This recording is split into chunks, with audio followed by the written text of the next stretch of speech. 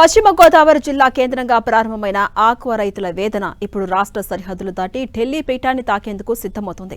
సమస్యల సుడిగుండంలో చిక్కుకున్న ఆక్వా రంగాన్ని ఆదుకోవడంలో ప్రభుత్వాలు పక్షపాత వైఖరి ప్రదర్శిస్తున్నాయంటూ ఆక్వా రైతులు ఆగ్రహం వ్యక్తం చేస్తున్నారు. విద్యుత్ సబ్సిడీపై జీవోలు జారీ చేసినా అవి క్షేత్రస్థాయిలో అమలుకు నోచుకోకపోవడంపై ఆక్వా రైతు సంఘం నేతలు తీవ్రంగా మండిపడుతున్నారు. ఓవైపు మేత ధరలు తగ్గించాలని రైతాంగం పోరాడుతుంటే మరోవైపు ఆక్వా కంపెనీలు మళ్లీ ధరలు పెంచేందుకు సిద్ధమవడం పట్ల ఆందోళన వ్యక్తమవుతోంది. త్వరలోనే కోనసీమ జిల్లాలో వేలాది మందితో భారీ బహిరంగ సభ నిర్వహించేందుకు ప్రణాళికలు సిద్ధం చేస్తున్నారు. ఆ తర్వాత అమరావతి స్థాయిలో నిరసన తెలపాలని, అప్పటికీ కూడా సమస్యలు పరిష్కారం కాకపోతే రాజధాని ఢిల్లీలోని జంతర్ మంతర్ వేదిక జాతీయ స్థాయిలో ఆందోళనకు దిగేందుకు వెనుకాడేదే లేదని ఏపీ ఆక్వా సంఘం నాయకులు స్పష్టం చేస్తున్నారు.